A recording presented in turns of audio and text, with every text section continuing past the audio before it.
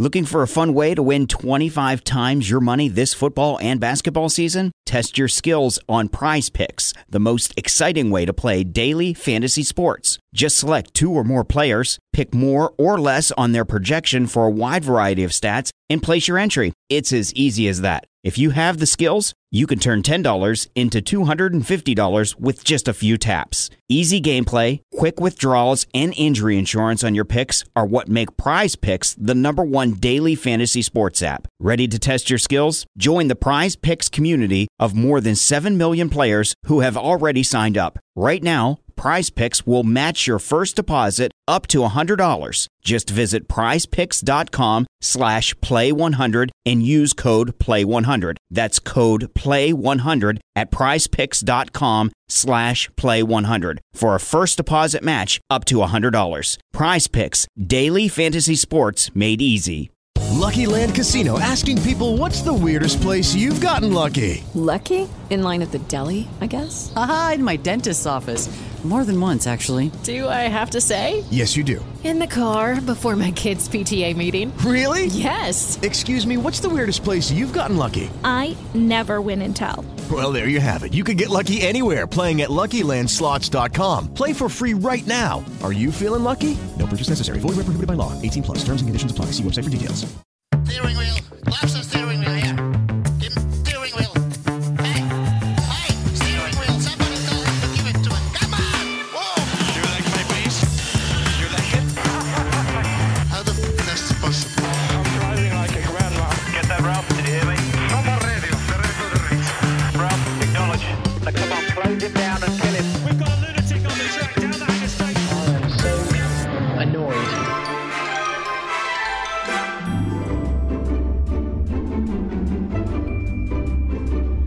Hello and welcome back to the Parc Fermé for podcast number 717, or what we're calling Couch Commentators. That's right, Couch Commentators.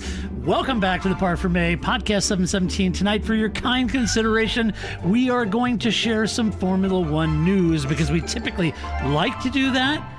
Although we don't always do that. Sometimes we do race reviews, and sometimes we just have our head stuck up our backside. But tonight we are going to talk about the news, or what news there was. But before doing that, of course, I have to introduce my guest tonight, which of course means, I'm going to go all the way to the right coast of our nation, nestled in the capital of our nation, where she plies her skills as a master statistician. You know her, you love her. It's the lovely, the redoubtable Grace! Grace, how you doing tonight? Doing pretty good. I'm excited that we kind of got some snow. Whoa, you got snow in the swamp? Yeah, it does snow here. We usually get maybe at least usually one big storm. Sometimes we get a couple, but haven't had any in a while. There's like some snow.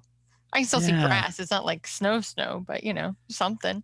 Yeah, we haven't had a lot here. We typically, usually, at some point it will dump like there's no tomorrow. But we've been lucky. But I can't get distracted with that, Grace, because my Chiefs are going to the Super Bowl. I know. I was thinking that. Well, after we watched part of the Green Bay, Tampa Bay game, and I was like, Monday night is either going to be great or not great. Like, there's going to be no way around that. But I know. It's going to be great. So that's good. I'm looking forward to that, and I'm all in on anybody that beats Tom Brady. So I was already a Patrick Mahomes fan, but now it's just better. Beat Brady. Yeah, it's time to put him out to pasture. That's right. I think the stat they offered this morning was Patrick Mahomes was 6 the first time Tom Brady won a Super Bowl. Yeah. Thanks for sharing that. I don't really like this game anymore. Yeah, I know. Yeah, it's sort of the thing like Kimi and George Russell was in diapers or something. Yeah, he was like 4 and Kimi was winning. Yeah, it was just like, right.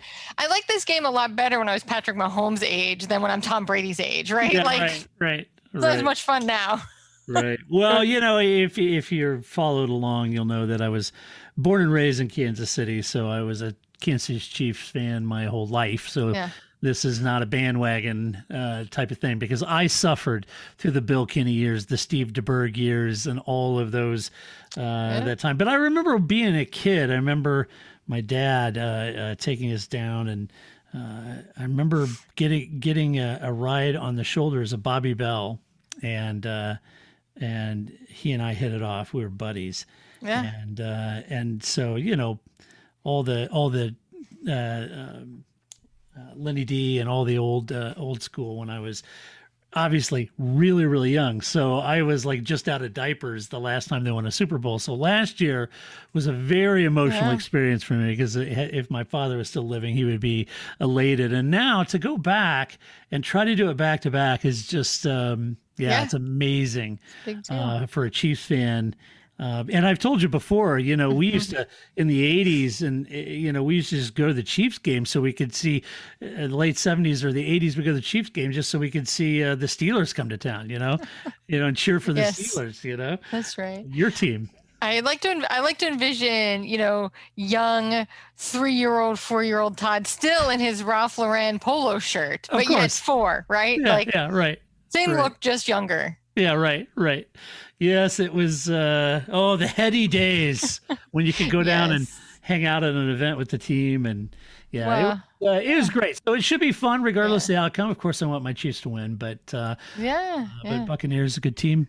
I will point out that I totally stole this from Mina Kimes, who's on ESPN, but I thought it was a great description of Tampa Bay, that they are like Florida Man. You never really know what you're going to get out of Tampa Bay. Sometimes it's, you know, it's coherent and you're like, oh, this is a great game. And then sometimes you're like, what the hell is this mess? So I thought that was it's an extra element of like, what the hell? We don't know what's going to really happen, because Tampa Bay is Florida Man. So yeah, it is Florida Man. Yeah, I thought it was just such a great, we don't know. So no telling. It'll be good. I mean, we've had the last couple of Super Bowls have been actually good. You know, traditionally the Super Bowl itself sucks, right? It's 2 teams, it's boring. Yeah. But you know. Well, Grace, they have this thing, The Weeknd, playing. This thing. This guy. I know. I've told this story already, but I just thought it was my daughter won't let it go that I didn't know who The Weeknd was. Nor should she, you know, right? Like, again, like I remember when I couldn't get something to work and one of my nieces came over and was just like, oh, you just do this thing. And I'm like, just remember, someday you too will be old. Right. And someday some child will just come in and be like, oh, you just do this thing, right? And then leave the room. I was like, just wait. Right. That day will come. And when that day comes, 30 years from now, I want you to remember this moment right here and go, oh, that's what Aunt Grace was talking about. Yeah. Right. Give it a moment. She'll experience that as well 30 years from now. And she's like, who? Who's that? Back in my day, we used to listen to, you know, Taylor Swift, right? Like, or whatever, right? Right. The Weeknd. Yeah. Beyonce, right. And they'll be like, who? Right. It'll happen. Oh, my. Hey, I did appreciate the comments we got from the last one. It was like misunderstood lyrics or wrong lyrics on songs, you know. The best. And then something was like wrong song titles and what a rabbit trail. We could do a whole podcast on wrong lyrics. We do, but we'd have to bring Charsley. Like, I think that's something we can't do without Paul. Yeah, for sure. Yeah, because he could regale us with all the Public Image Limited songs and stuff. That's right. Right. Oh boy. So Grace, I you know, in prep for this podcast, I was thinking, you know, it would be nice to find like a soundbite from Stefano Domenicali on Formula One, the calendar or something like that. And so I got on this rabbit trail on YouTube and I was looking at these interviews with Stefano Domenicali. I know I'm saying Stefano. Everybody's like, no, it's Stefano. Ricciardo. Wait. Yeah. It's my job. And there was these interviews, of course, you know, lots in Italian, which I have no idea what they're saying. I don't speak Italian, but then there was lots in English as well. You know, whether at Ferrari or Lamborghini or whatever it might be. But I stumbled across this video that was just kind of a mind explosion. Okay. It was an interview of him somewhere in like the Swiss Alps, or I don't know where he was, Italian Alps, in the summer, and this green field behind him, and this picturesque mountains. And it was from the 2011 Summer Vroom event. Well, there's no Summer Vroom. What the hell's that?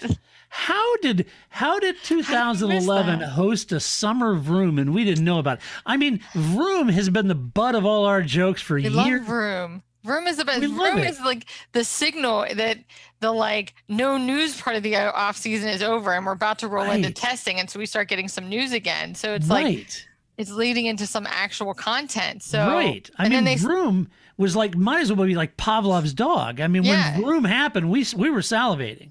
Well, yeah, and especially because, back in the day, 10 years ago, they only had like 12 races, so the off-season was like 3 months long. Now they have like 62,000 races, so the off-season is like 3 weeks. So it used to be a real marker that you were like, well, we're on show 18 of the off-season. Oh, it's Vroom. Oh, my God, it's almost over, right? Yeah, it was like after the season ended, everyone rolled up the sidewalks and went home, and you were in this desolate desert of nothingness. And we would do podcasts, and we would fill that nothingness best we could. But when we were on our hands and knees, crawling that last furlong, dying for water, anything, throw us a bone. Vroom, like a shining oasis, came out, and Ferrari hosted Vroom, and then you get to see like Bernie Ecclestone on a snowmobile, and it was just priceless to watch all the shenanigans and goings-ons. So that was awesome, and we love Vroom. We lament that Ferrari doesn't do it anymore, but Summer Vroom somehow I can't believe I missed that.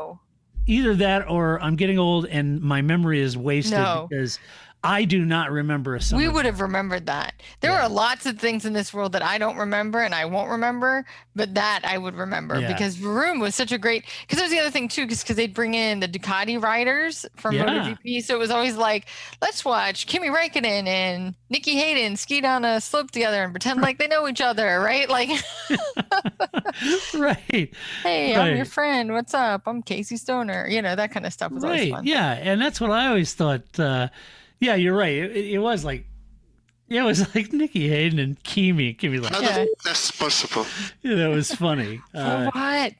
Yeah. So anyway, a little tidbit of novelty there. 2011 Summer Vroom, and Fernando was there, and I just don't remember that. It's weird. I don't remember it either. I mean, there's been years that like Fernando's been Santa Claus, Luca's been Santa Claus. Like Felipe. I mean. Yeah, I would have remembered. I don't know what character they would have been in the summertime, but we would have remembered and we would have reported on this. So I think Ferrari has let us down again. Yeah. Maybe it was like Davos or something. We weren't supposed to know.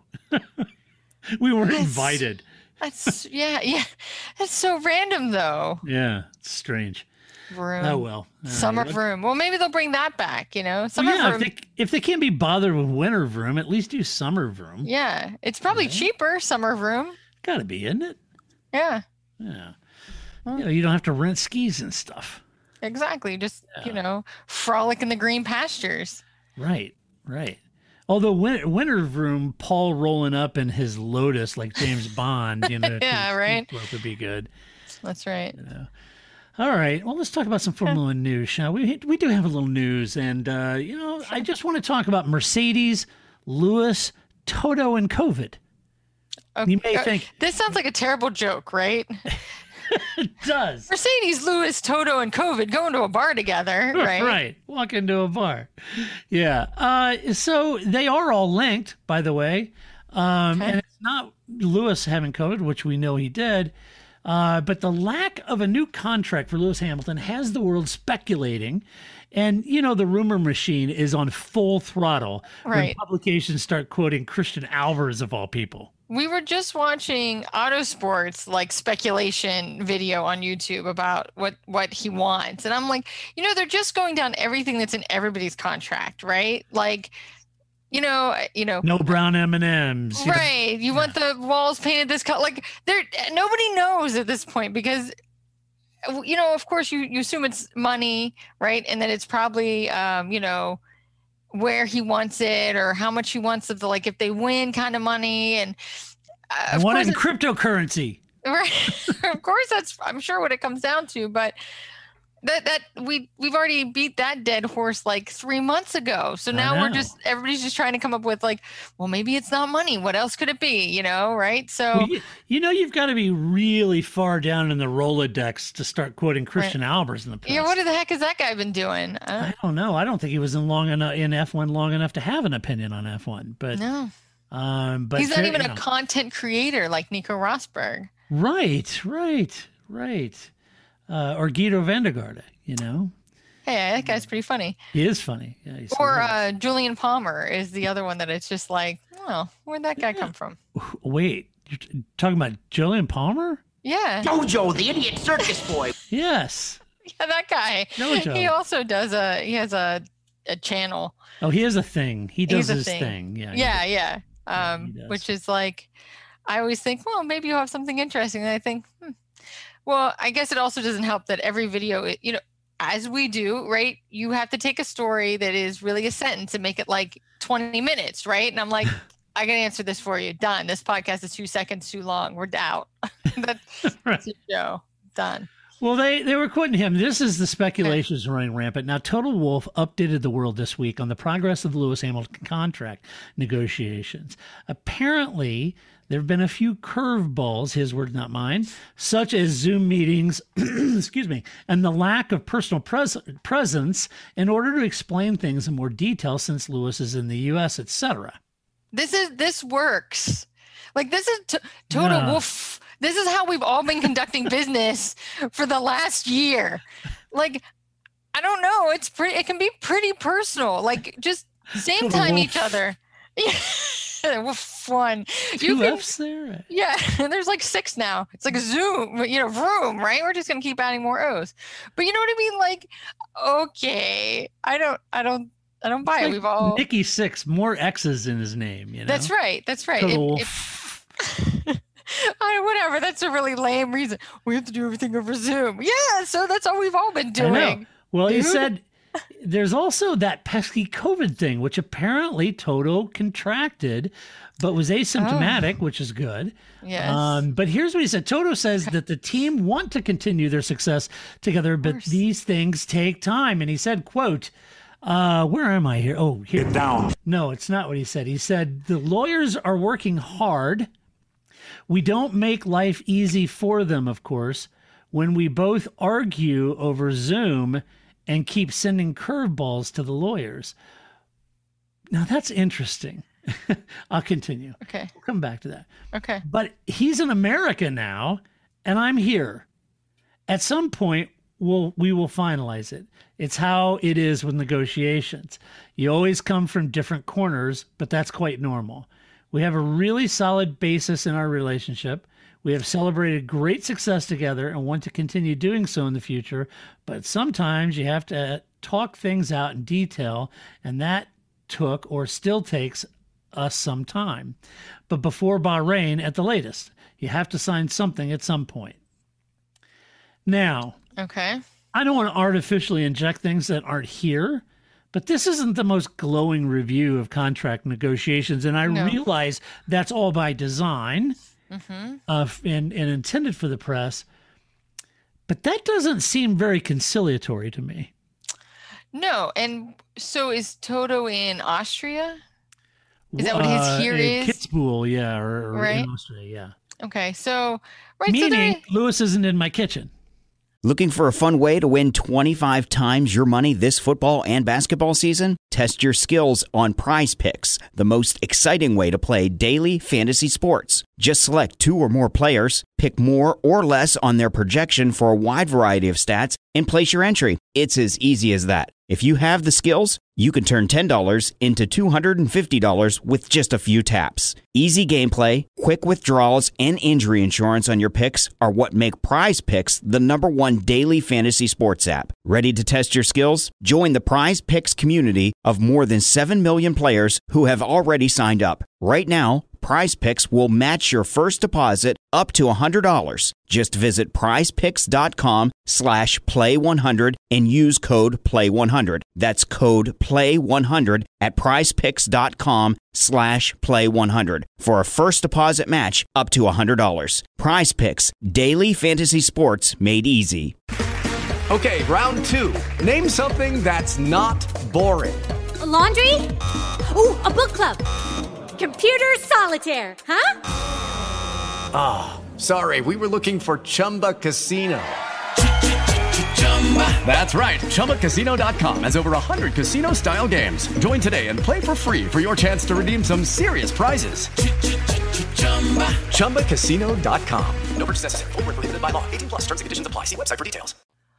Right, I get that. And that there's some time difference, right, is the other problem. Because if he was in England, it's probably only 2 hours different as opposed to being in the United States. Yeah, it's 8 or 9 hours. Yeah. Where he is in the United States, right? But you could still call each other at noon, right? Like, I think that, again, people have been doing business across the globe for quite some time now. I do it every day with my colleagues in Belgium. See, right? We can figure this out, people. So that's pretty lame to reason. Like, oh, it's over Zoom and there's a time difference. Okay. But I think that it's not normal.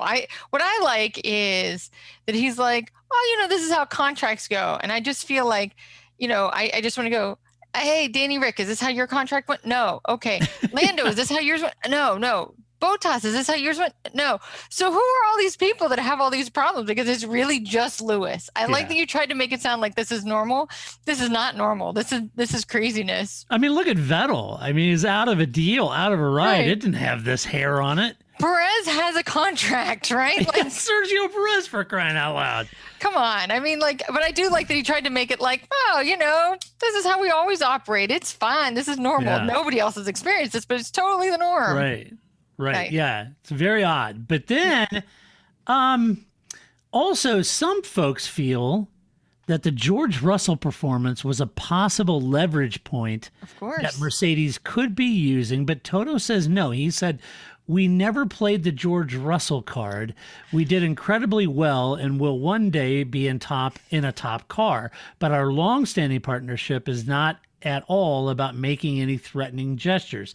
We know we want to race together, and now we have to negotiate the contract, end quote. So first of all, I've never heard of the George Russell card, but I'm planning to use that at work. So when someone says something, Bill, I'm going to have to play the George Russell card on you here, because if I had that computer, I could do that just as quickly. It's like the race card, but with better abs. Yeah, right. Yeah, it's better abs. So, so there's that. But again, I mean, look at the words here he's chosen. He said, the lawyers are working hard. We don't make it easy for them. We both argue over Zoom and then keep sending curveballs to the lawyers. That means they're arguing over the details. Mm-hmm. And once they think they have the details, then one of them, hence Lewis, will send a curveball at him that they're trying to deal with, right? And so now he's saying, no, we've never played the George Russell card, meaning, yes, we have the George Russell card we could play, right? That's what that means. Yes. And the other thing is he did incredibly well and will one day be in a top car. I just think that it went something like this.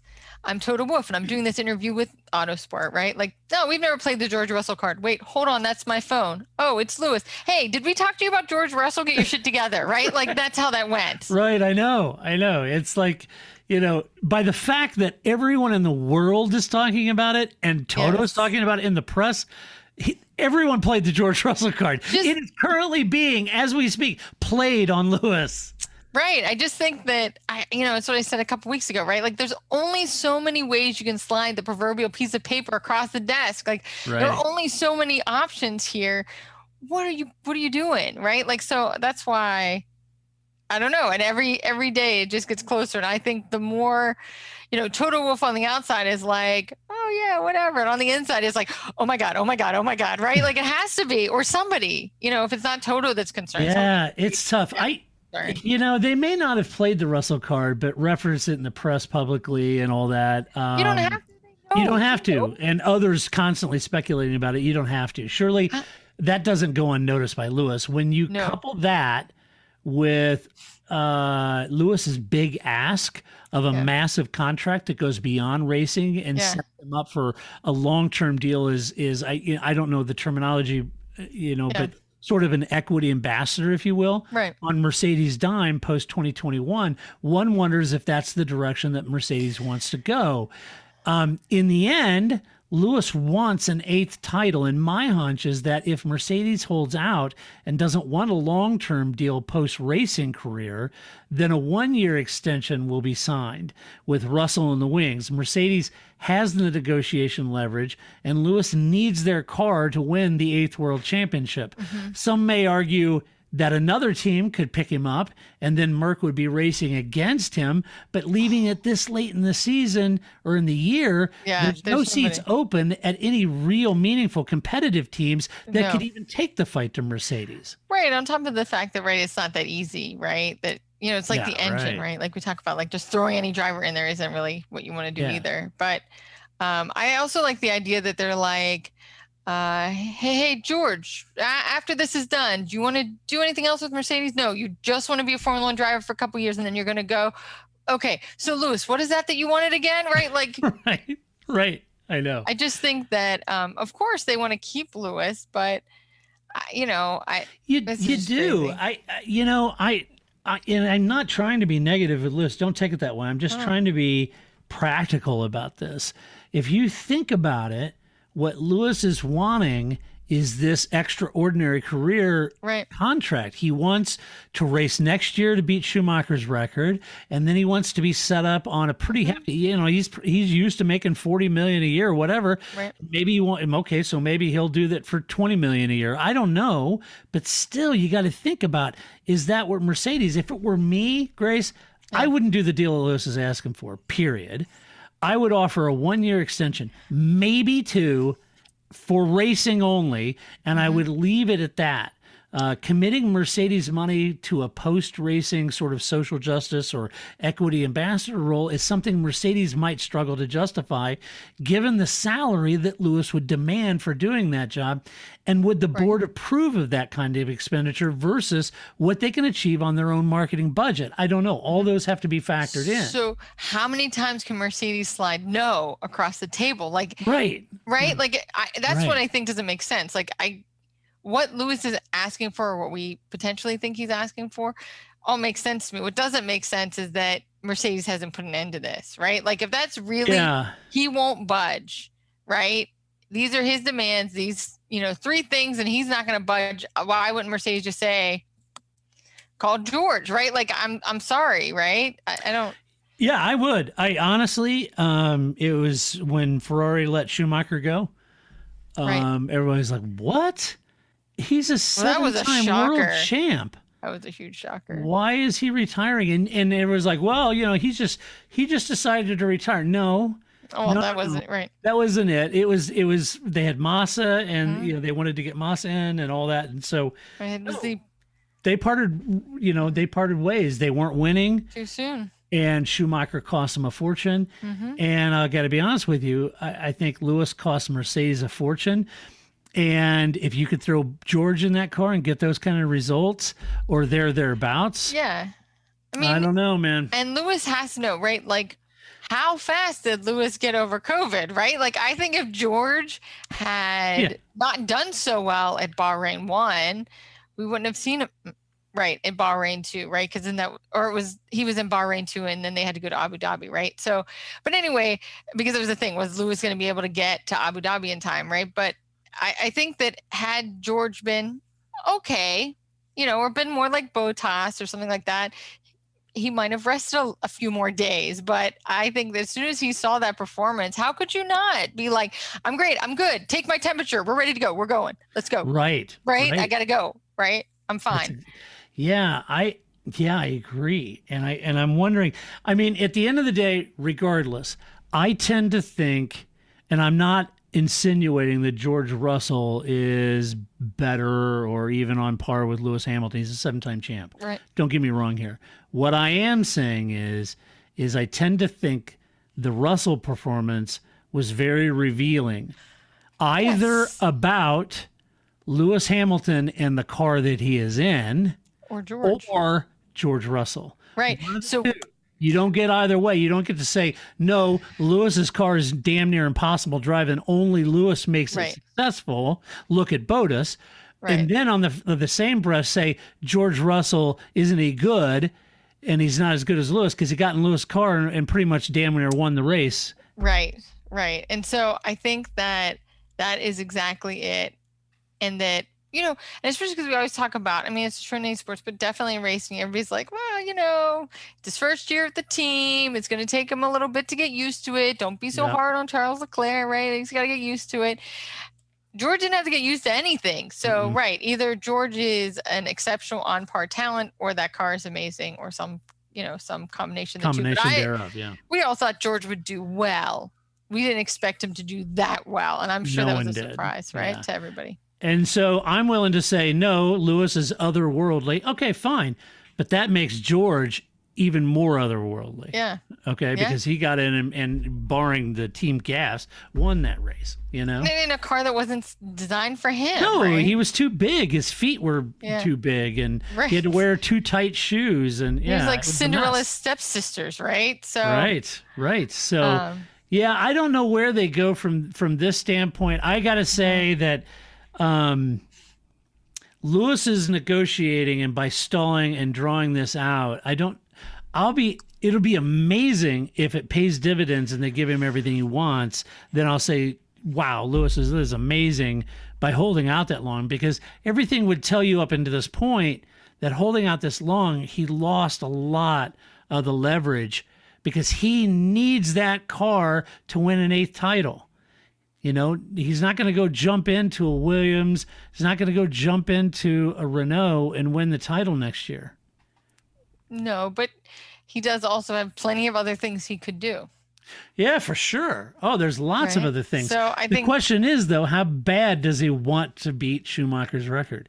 Is equaling it good enough, or does he want an 8th title? And I suspect Lewis wants an 8th title big time. I agree. 100% he wants the 8th title, right? Because otherwise you're never going to hear the end of it for the rest of your life, right? Right. No, absolutely wants the 8th title. It's just, what is he willing to give up, right? Whose bluff's going to get called here, right? And so I think that Lewis has, like a giant scrolling list of other things he wants to do, right? Yeah, Whether it's, extreme E or, right, the more racial justice, social justice movements. He has plenty of things he wants to do and is doing that he doesn't need Formula One in that sense. But I think he wants an 8th title. And so, I do too. I think this is weird. If I was Lewis, I say, all right, look, here's the deal. Let's just do a 1-year extension. Yeah. Until we can figure out what we're going to do after that. And do 1 year to get the 8th title and be done with it. Now, if I'm Mercedes, I don't know that I would do that. Now that I think about it, on my first blush, I say, you know what? Yeah, let's do another year contract. That's probably what I would do. Mm-hmm. That would give me another title. Lewis is a fantastic driver. It's going to give me a title. It'll give him his 8th title. We could close the book on that and be done with it. On the flip side of it, you've got a regulation change coming. Mm-hmm. And if I'm Mercedes, it'd be pretty damn handy to have him around for that second season to go through that regulation change. And why not just, talk about curveballs, mess with him a little bit and say, not doing the long-term, lifelong, Jackie Stewart contract. 2 years. But 2 years will do, and then, you're on your own. Yeah. I don't know. It'll be interesting to see how this works out. I just don't know what they're still negotiating. I don't know. I think a lot of it is Lewis really wanting a longer-term sort of role with the team. So then the team can either give it to him or not, right? Like, I don't know. Sure. Like, at some point I can just say no. No. I'll do another year with you and you can win the title and then we'll talk after that. And that's it. And if you don't want to sign, then we're going to go call George and have a nice day. We had a great run. Yeah. Wish you the luck. best. Right? Because at this point, if I'm Mercedes, they brought in Ineos because Mercedes want to spend that kind of money. Right. And why would you want to take pretty much everything Ineos is bringing to the table to hand it to Lewis Hamilton? Right. I don't have any questions over the sort of like what each side wants. I just don't know why this is still dragging on, right? Like, at some point you're either going to go to the prom with me or you're not, right? Like, I can keep badgering you and you're still going to keep saying yes or no, right? But it's not going to change at some point. So he's not going to go to prom with Mercedes. let's move on because they have like 5 weeks or something to figure something out. I know. At this point, he's like Ducky and Pretty in Pink. Yeah. Yes. What are you going to, like, what are you going to do? And and that's the other thing too, is that like, I don't know if they're talking to George on the side, but what if George is like, no, I don't want to be involved in your messiness, right? Or what if George has different life plans, right? Like you can't put this person in orbit, George, over here, right? Like, significant other in orbit, because I'm trying to figure out what happens to this guy. Guess what? This guy, you may find out, I can't do it. And this guy's moved on and he's not in orbit anymore, right? He has that ability to do that as well. Yeah. So I think everything was going well, I think, for Lewis, holding out and strong arm the contract deal. Yeah. And not that I blame him. I mean, you got to make the best deal you can get. Absolutely. And I think everything was going well until he got COVID. Yeah. And when he got COVID and set out and George came in and damn near won that race, if it wasn't for the team. He's unknown, right? It was like, OMG. That's what I'm saying, right? Like, right. Like, sick. I'm not sick. I don't have a cough. We're good. Oh, I'm good. I'm back in the car. Let's go. Yeah. we People say, hey, what did you think about George in your car? Yeah, I did. And I said, okay, let's go, Yeah, I think that changed the dynamic of everything. Because he was no longer an unknown. Because up until then, it was only hypothetically how great George was going to be. And none of us had seen it. Well, now we've all seen it. Yeah. You can't close that lid, right? Yeah. So... We'll see. All right, next in the news, F1 needs to fix the Red Bull engine issue. So if I thought that was Renault's job. Yes. Grace, that was a good one. Thank you. I'll be here all night. Tip your wait staff. And we don't have Cyril Abitbul kick around anymore. Okay, if I had to sum it up, I would sum it up this way. Honda announced that they're through with F1, but have agreed to supply Red Bull both their teams, engines through 2022. Okay. That only works for Red Bull if there's an engine freeze of development as the series waits for a complete power unit regulation change in possibly 2025, because Red Bull isn't an engine manufacturer and can't afford to develop engines the way Mercedes, Ferrari, Renault, and Honda can. Right, here's what we're going to do. You're going to get these cans, shake them up, open them up, and go. Yeah, right. And Now, if the freeze isn't agreed to, then Red Bull said they'll seriously reconsider their complete F1 program entirely. And some have taken that as blackmail, according to a report in Autosport. Now, Mercedes is keen for a freeze, and why wouldn't they be? They've got a baked-in advantage I've been talking about since 2014. All right, so of course they're all for it. Ferrari initially balked, but they've agreed to it, and now the only manufacturer with an issue to it is Renault. Oh, Renault. Surprise. Yes. Or is that Alpine? So, Helmut Marko says, no, it is not blackmail. He said, quote, everything has been clarified between us. And he said that it's the Automotor und Sport.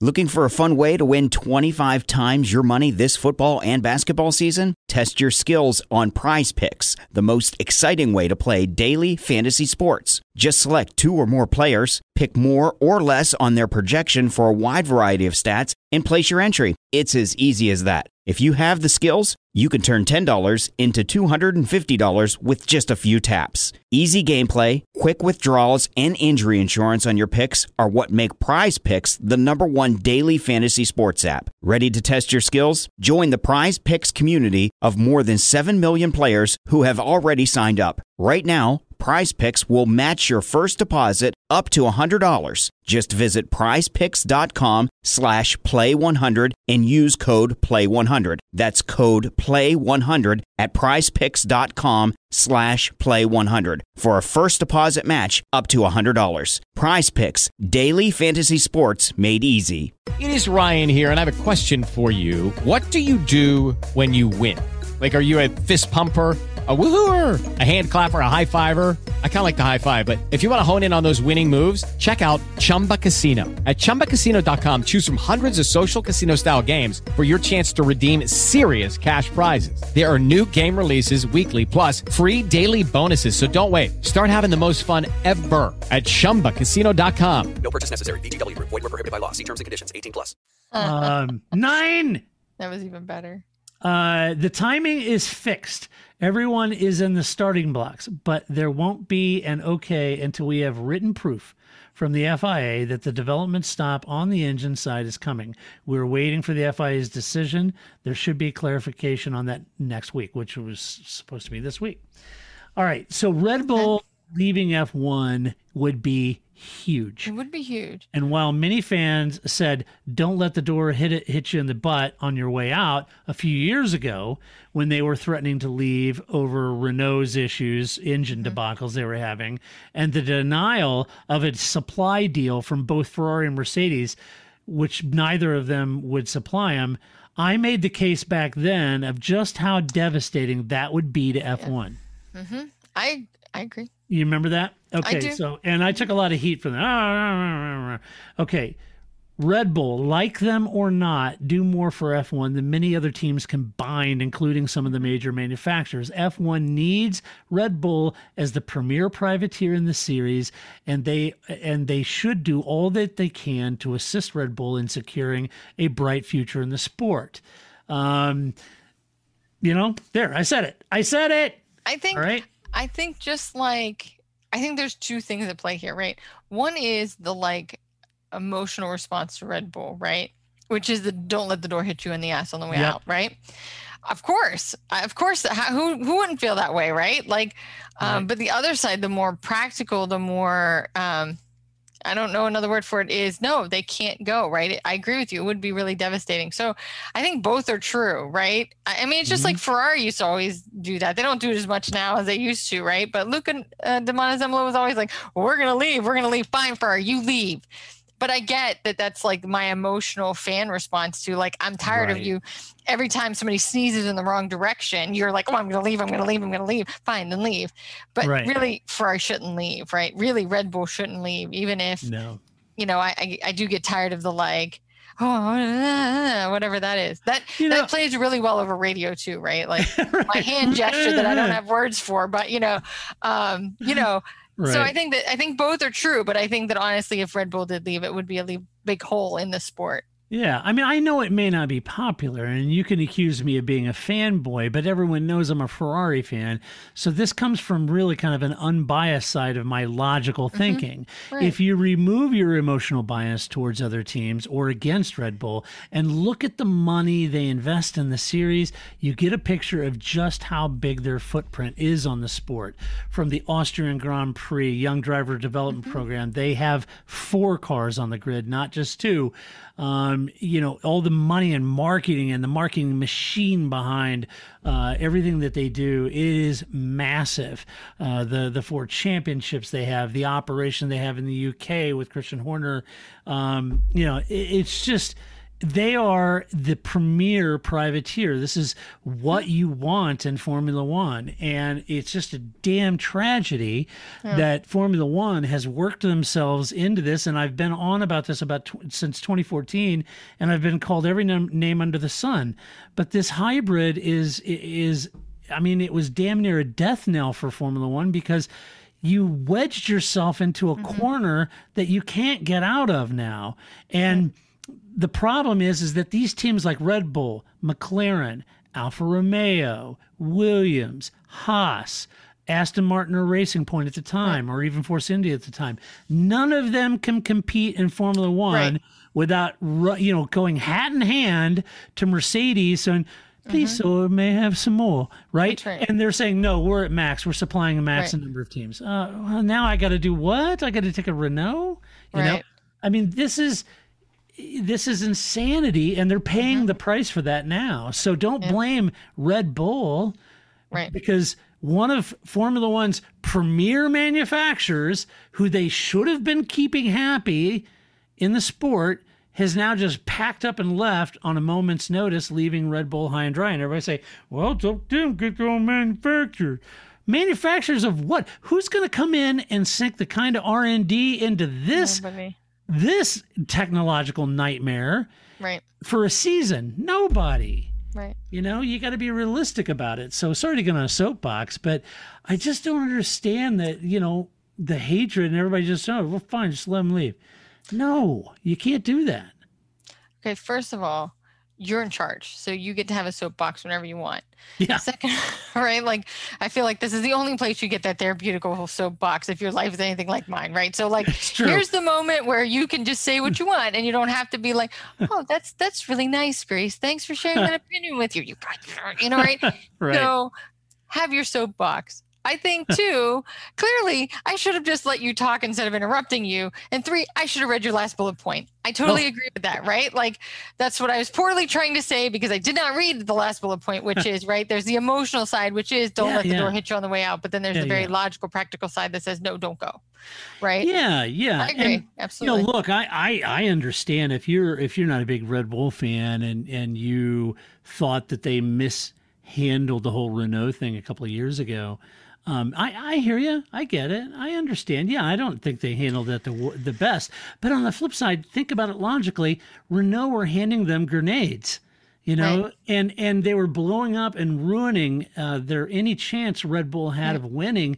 And it's difficult to be so reliant on somebody who's promising development, promising reliability. It doesn't show up, and you're losing cars off the side of the track. I mean, they were beyond frustrated.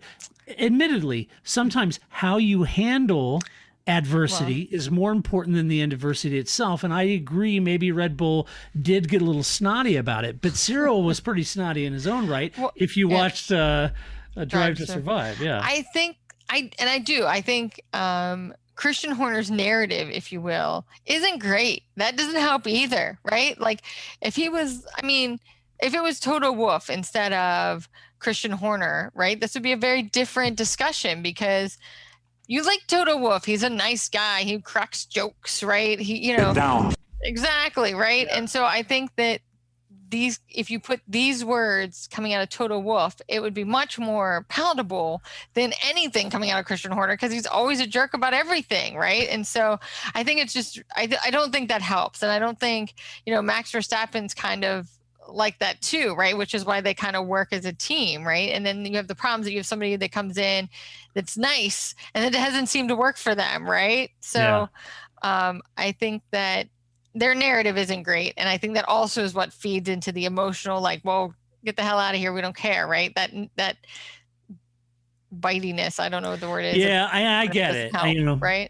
I'm not saying you're, right. Of course, I think it's your opinion, but I'm not saying anyone's wrong for having a butt full of this, but bad move if they don't fix this problem. And he's gotta, I think this is something, often we talk about like Lewis Hamilton, like people will get on Lewis, like old Lewis, not now, but 5 years ago, Lewis never says it's his fault.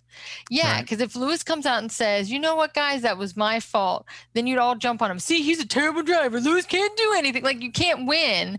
So he may tell them in private, yeah, I screwed up, right? But in public, he can't say that. And so that's always a part of it too, right? Like, so what that Christian Horner may play more the like, kind of the Kobe Bryant kind of mind games, tough guy kind of thing. And that's just not maybe who he really is at home, right? It's just the role he has to play as a team principal of Red Bull. Hell no, he's not that way at home. He's married to a Spice Girl. I don't know. I still think that was one of my favorite Drive to Survive when they asked the kids like what their favorite driver is, and one goes Lewis Hamilton. Like, yeah, suck it, Dad. So see, I think that he is that way at home. I don't think that's just a role he plays because any child that gives a response like that is like, and you're a jerk, Lewis Hamilton, right? Right. That was but good. I think that sometimes and Toto Wolff does that. Toto Wolff, I always joke, is the kid that says, I don't know how I did on this test. Oh, I got an A, right? Like that's always everything Toto Wolff says. So, Christian Horner has a way about him too, but it does not help him win the likability emotional pull, but that's not what they're here for. No, they're here to win. Yeah. This next story, not a whole lot behind it, but Williams did announce that they rehired Jenson Button. He's going all the way back home. They announced, we spoke last week, Grace, about Williams keeping that down-homey feel. That's right. In order to do that, they've now gone out and hired one of the young stars from days of old, back when Sir Frank was in. Yes, that's exactly what they've done. They've hired Jenson Button. Jenson is going to be functioning as a senior advisor in a year deal. And he brings not only team wisdom, but car and driver development. And it's not unprecedented if you think about what Niki Lauda was doing with Mercedes. You think about what Alain Prost is doing now with Renault, right? They've got former drivers there functioning very much in the same manner. I think it's great. In some ways, having JB there could be very helpful or influential for George and Nicholas, to be honest. I always find on Sky Sports, JB in particular and PDR's commentary on Sky Sports the most succinct and accurate. And I think JB has a lot to offer from Williams, just listening to the way he analyzes a race and see that beyond that. PDR and Ant do that as well. So I think that's good. Oh, also, but JB will also continue his work on Sky Sports F1 as well. So it's not like he's going to stop doing that. So that's good. I see. This is what I'm thinking here, though, Grace. I keep thinking this is something that maybe Lewis should have his eye on. This sort of makes sense. It seems to make sense to me where Lewis would be saying, okay, I'll drive for a year or two, win the 8th title, and then I'll kind of slot into that Niki Lauda role for the team where I'm, as a senior advisor like Jenson Button, like Alain Prost, and working with Mercedes and the team. That makes more sense to me. Okay, so first of all, the reason why I think this actually happened was because Sky Sports said, Jenson, we're only going to pay for you to go to these 10 races. And Jensen said, how am I going to get to the other 15 races? And he called Williams and he said, hey, can I advise you at Bahrain and Germany and Monza, right? Those are the ones I need. And if we go to Portimao, I will need that one too, right? So I think this is just Jensen trying to get a full Formula One travel budget that he's not paying for. Oh, and by the way, I'll need a hard pass if we do that. So that would be good. And then, I need, I'm willing to consult with you on 7 races. Right. And here's those races where I think you're going to need me the most. That's right. And they say, well, what about Monza? No, you don't need me at Monza. I could just see it now, how about Silverstone? Oh no, I was garbage at that track. Well, actually, that's where you've had your most wins, or what? I don't know where he's had his most wins, but I think that also would be a funny, well, actually, you're quite good there. Oh, no, not anymore. They changed the layout. I'm terrible there now. Right. And then somebody was at home and they read this headline, and the first thing they thought is, oh no, does that mean he's not going to be on Sky Sports?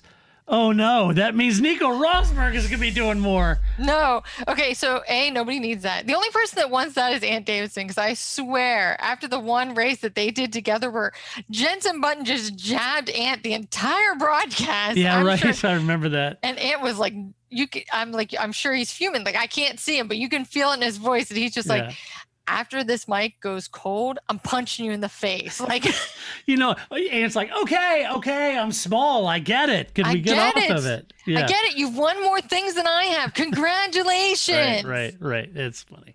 Yeah. So we'll see what happens. I think he's just he has another kid and he doesn't want to be at home, and he's just trying to string those races together. So, sorry, dear, I can't change this diaper. I gotta go. Time. Got to get down to Heathrow. Gotta go. All right. Gotta go. All right. In other stories, Bottas motivated by couch commentators. That's right, folks. Valtteri Bottas says he doesn't care what couch commentators say, and in fact, they motivate him to prove them wrong. Here's what he had to say. I'm glad we have a purpose now. Yeah, exactly. I mean, all this time before, we didn't know what his motivation was. Now we know it's people talking shit about it. That's us. Good. Yeah, got exactly. So here's what he had to say. He said, quote, "But no matter what you do, there's always going to be negativity, sometimes less, sometimes more. And it's the same with the criticism. But it's a motivation to prove people wrong, no doubt. And I think I've said it before, sometimes I just don't get why there is that kind of criticism.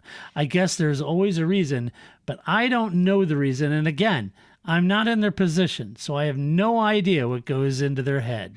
First of all, I like that you started reading that kind of like Yogi Bear. But no matter what sometimes less, sometimes more. Hey, boo boo. Sometimes less. Hey, boo boo. I like the idea of Valtteri Bottas, so, actually being Yogi Bear. Yogi Bear. Hey, boo-boo. I don't know what's in their heads. The picnic I don't basket. know what got into him. Where's the lunch basket?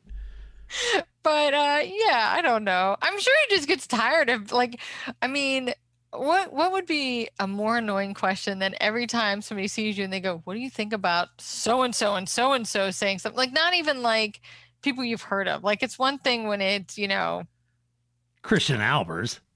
You're right. Julian Palmer. No, I think, it'd be one thing if like, oh, I heard this thing on Autosport, or I heard this thing on Racer, or right. Motorsport GP, or motorsport.com, right? Like, I heard some legitimate people who legitimately do this for a living talking about this legitimate thing, as opposed to, Joe 74 on Twitter said, right? Like, that's got to be super annoying because nobody ever says anything nice about you, and you're tired of hearing about what Joe 72 has to say. And so I don't know what else you would say. Like, is it just like his nice way of saying, why don't you ask me a real question instead of this dumb shit you all ask me all the time, right? Right. I don't care. And fair enough, but it's not really the couch jockey you need to prove wrong, Valtteri. It's Lewis you need to prove wrong and show Mercedes that they should keep you in the seat and that you can win titles. I mean, no one likes criticism, and I get that. But after several seasons, he hasn't shown the couch armada that he can beat Lewis, and people are beginning to talk, quite honestly. And that's only natural given George's performance last year. I just think that if Michael Schumacher and Rubens Barrichello existed now as a team, as opposed to in 2002, 2003, 2004.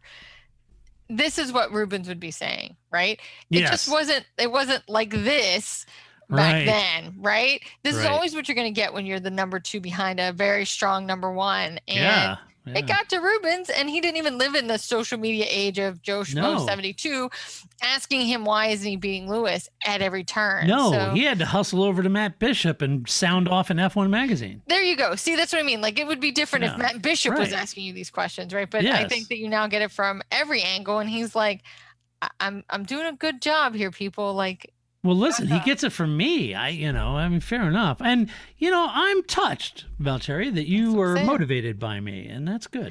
After 13 years, I finally found my purpose in this world. Motivating Valtteri Bottas. Yeah, we should put that on a shirt. I motivated Valtteri Bottas. I like that. Yeah. I did that. Who has 2 thumbs and motivated Valtteri Bottas? That's right. I motivate Bottas. Let's see. Steiner praises Romain. Well, he can't not now. Like, the guy almost died in your car. What is he going to say? I know. You can't say anything negative. And Romain. A prodigious talent. Yes. That's it. So here's what he had to say. Now that Haas has parted ways with the Frenchman Romain Grosjean, team boss Gunther Steiner has had time to praise him. He said, quote, "On a good day, boo-boo." No. Okay, first of all, Yogi Bear doesn't swear enough to be Gunther Steiner's monologue, right? That's true. He said, on a good day, Romain was one of the best ones out there, but he sometimes pushed and tried too hard. Then you see those errors. He just went over the limit, and then the errors come, end quote. This was his praise? This is Gunther Steiner giving praise to Romain Grosjean. Pretty much. This was literally like, oh, okay. I feel like this isn't okay. I gotta be nice. I'm gonna be nice. Word 1, word 2, word 3. I can't be nice anymore. He's terrible. He crashes into everything. Like, he just can't. Right. Like, he made it one sentence. I know, and then the Tourette's kicks in, and it's Like, to I don't know. This is praise. This should be like an air quotes, right? Yeah, Gunther Steiner praised Romain Grosjean. He really did not. I think this is an issue that most people scratch their heads about with Romain, and I think Gunther's right. Romain had the pace, clearly, but it seemed like the racecraft needed to prevent those over-trying and unforced errors. Just never quite came, and I kept thinking he would, have the sort of the same career arc as like Sergio Perez or Nico Hülkenberg, something like that. But the errors and the 2 or 3 seasons that we had to endure of constantly complaining about the brakes left me wondering, where's the racecraft and that development going to end up? And it never did. maybe if he wasn't at Haas, maybe that's part of the problem. Should have been a Renault. I don't know. I'm just saying, George Russell, maybe it's the car. Yeah, right. Well, hey, look, if he races elsewhere, I hope he does find some sort of harmony and cadence with the new series and car. And because I like Roma. I think everybody likes him, right? He's a very personable guy, I think. And yeah, if you didn't really know a lot about him before, you do now, right? Yeah. So I think for the wrong reasons, but yeah. Absolutely for the wrong reasons, right? But I think that, I don't think anybody wishes him, ill. I think he's a good guy, well liked. I just think that, when you said that Gunther Steiner had praise for him, I was like, really, we all watched Drive to Survive, buddy, where you like roasted him. And then when everybody's looking at you like in horror because you shouldn't say that about a person, your response is, don't worry, I'll tell it to his face later. That's not the right response either, right? Like you should have been like, no. You're right. I've had too much to drink. I'm going to sit down now. Right. Right. We won't watch that. So I think that, but this is what I would expect for him as praise. Right. Yeah. Right. Well, there was a funny part in his quote. He said, quote, there's been some mistakes that he's made that have been big, say Baku 2018, where he crashed under the safety car. But that got so much attention. But if you look at what position he was in when he crashed, that was unbelievable. I think it was fourth or something in a Haas. Yeah. It was like totally stunned that piece of crap was up into fourth. Right. Yeah. So I thought that was pretty funny. That is pretty funny. I do. Yeah. I just don't want this to be Roman Grosjean's narrative, right? I think nobody wants him to be most known as the guy that almost died at, Bahrain. Yeah. That's not fair because, he had some great drives. He did. He had some great pace, great dives. And I just think the thing is that the pressure was all there on that team at all times. And the reason I say that isn't just a blind defense of Roman, because you could see it in Kevin. Yeah. And when Kevin got there, the car was pretty good on the first season. Kevin was driving pretty measured, but you started seeing Kevin get more, more ragged as he tried harder and harder and harder to get a result of that car. And and I could see both of them. And Roman, sometimes his mistakes a little more dramatic, but Kevin had his fair share too. Mm-hmm. And I think both drivers, experienced drivers, were just trying to make something happen, and it just didn't happen. So I hope it's not for me. That isn't Roman's legacy that he crashed in a fireball. That's not his legacy to me. I think he's had much better races to remember, and he led the GPDA and those kind of things. Yeah, I just don't want the rest of the world to know him for that. Yeah, exactly. I agree. Let's see, Alfa Romeo's future. Well, an article over at Autosport says that Alfa Romeo will continue with the Ferrari relationship through 2025 after some speculation that had them moving to Renault at the end of this year when the contract expires. I hope that isn't the case. Why would they do that? Well, I don't know, and I hope they wouldn't just, go over to Renault and get a Renault engine or change away from Alfa Romeo. That's the grid's best logo. As I've said, it is the grid's best logo. Right. So I hope they don't do anything dramatic. I mean, it makes sense that Alfa Romeo being, they're branding their car Alfa Romeo, that in conjunction with Ferrari. It also makes sense from a monetary and competitive edge that they can benefit from Ferrari's desire to market Alfa and get decent engines and gearboxes in the process, and get some Ferrari young drivers or whatever they want to do. So, it would seem really weird that they would jettison that. I think they've been... As Sauber now Alfa, they've been working with Ferrari.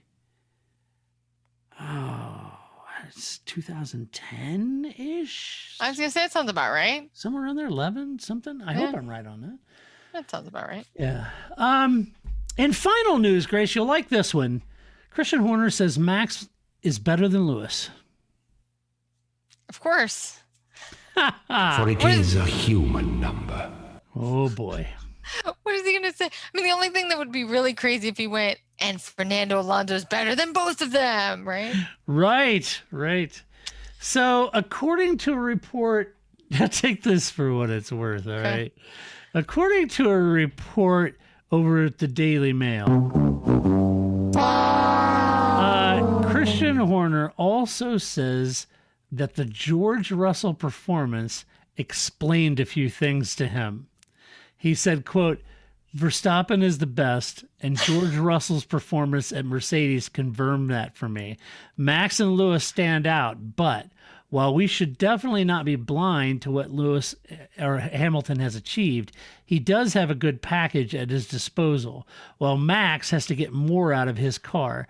At Mercedes, a Williams driver can qualify himself directly on the front row, and Russell almost won the race. However, if at Red Bull someone has to get into Verstappen's car, for example, if Max has Corona, then nobody will reach his level. The others have a hard time compared to Max's performance.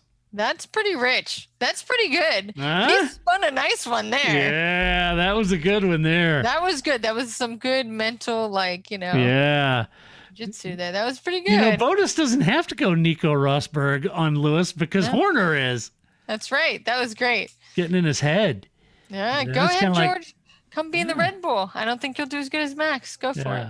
You know, he's like, yeah, well, George just jumped in, qualified the front row, and almost won the race. Yeah, Lewis isn't driving otherworldly. Max is. Right. And, yeah, that Nicely was done. interesting. Yeah. Good head games. Those are the fun things in the paddock. Yes. But I think Christian is saying, honestly, if I'm honest here, I think Christian is kind of saying something that many folks are thinking.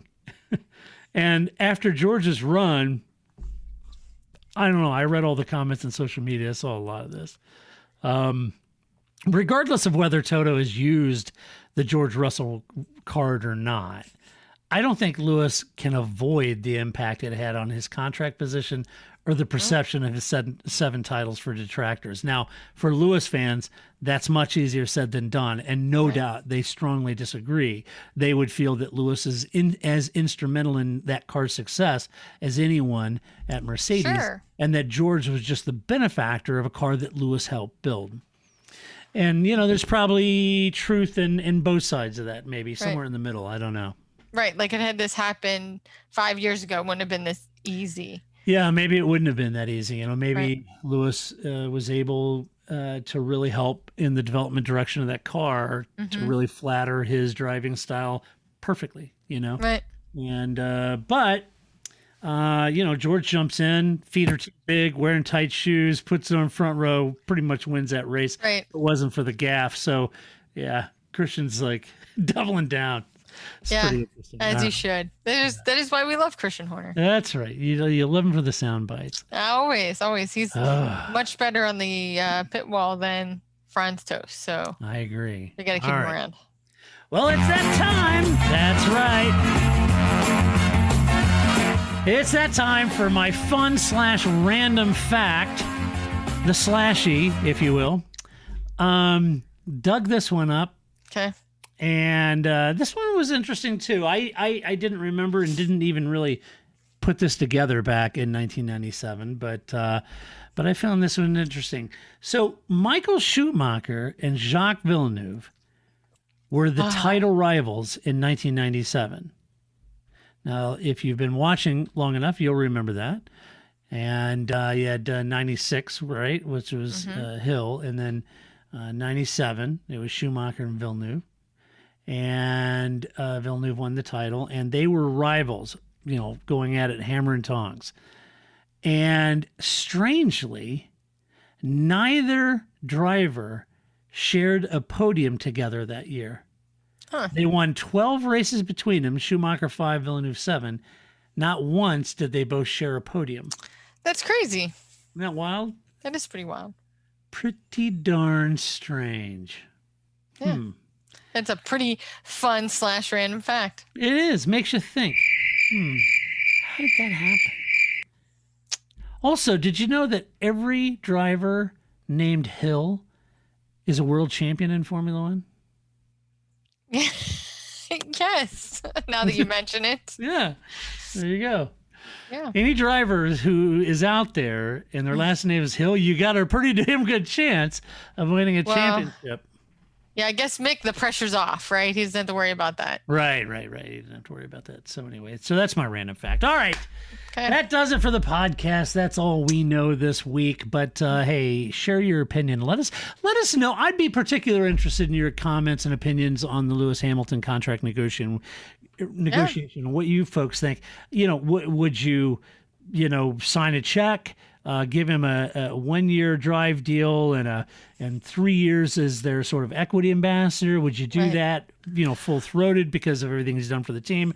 Would you say, no way, I only give you one year deal? Would you tell him take a hike because I got George? What would you do? Because you don't want to spend $40 million a year, when you could get George for peanuts. Yeah, let us know what you guys think. I'd be interested in that. You can do that at theparcfermé.com and share your opinion. Just do it with decorum and civility, no personal attacks. So watch that. There's a little dodgy moment there this week, but thanks for the rest of you for chiming in and reminding that's not how we roll. Okay. So that's good. If you like the podcast, go over to iTunes, give us a good rating. Huge thank you to our Patreon supporters, because we could not and would not do this podcast without you. And if we didn't have your support, you would be actually having to find other really much better F1 podcasts to listen to. So there you go. No such thing. So thank you so much for all of that. Also, I hope you guys enjoying the video. If you didn't know that we're recording these Zoom calls, and I'm not doing a bunch of fancy editing and stuff like that. Just honestly, that takes a lot of time. I would love to do that, but as of now, we're just taking that recording and putting it on YouTube. So if you ever want to go to YouTube, go to our YouTube channel, and you can watch all of our podcasts and see all of our crazy hand waving and nonsense and our talking heads. And amazingly, I've been visited by no cats this show. I was wondering where Levi was, but yeah, that's amazing. Don't ask those kind of questions, man. Yeah. Leave the sleeping Levi sleep. I have that's right. No idea, but yeah, last show was good time. Yeah, that's right. So you never know what'll happen if you watch the video. No, that's right. Otherwise, you just hear me mumbling under my breath. Right. And some of the faces that Paul pulls, that's worth, admission alone, So anyway, and if you're looking for something to do this coming weekend, you can be cheering for our own Paul Charsley and the number 23 Heart of Racing Aston Martin team at the 24 Hours of Daytona this weekend. Paul and team and Ian and everybody down there doing a great job. Very excited to watch them and hopefully bring home a win. That would be terrific. So anyway, until next week when we do this all over again, this is Todd, a.k.a. Negative Gamer, saying so long, Grace. See you next week. That's it, man. Game over, man. It's game over. I don't feel I've got to prove at all. I don't really want to prove anything. I started as an amateur with no idea or no intention of becoming world champion. I was curious to find out what it was like to drive a car fast, to drive on a certain circuit, to drive a certain type of car. Looking for a fun way to win 25 times your money this football and basketball season? Test your skills on Prize Picks, the most exciting way to play daily fantasy sports. Just select 2 or more players, pick more or less on their projection for a wide variety of stats, and place your entry. It's as easy as that. If you have the skills, you can turn $10 into $250 with just a few taps. Easy gameplay, quick withdrawals, and injury insurance on your picks are what make Prize Picks the #1 daily fantasy sports app. Ready to test your skills? Join the Prize Picks community of more than 7 million players who have already signed up. Right now, Prize Picks will match your first deposit up to $100. Just visit prizepicks.com/play100 and use code PLAY100. That's code PLAY100 at prizepicks.com/play100 for a first deposit match up to $100. Prize Picks, daily fantasy sports made easy. It is Ryan here, and I have a question for you. What do you do when you win?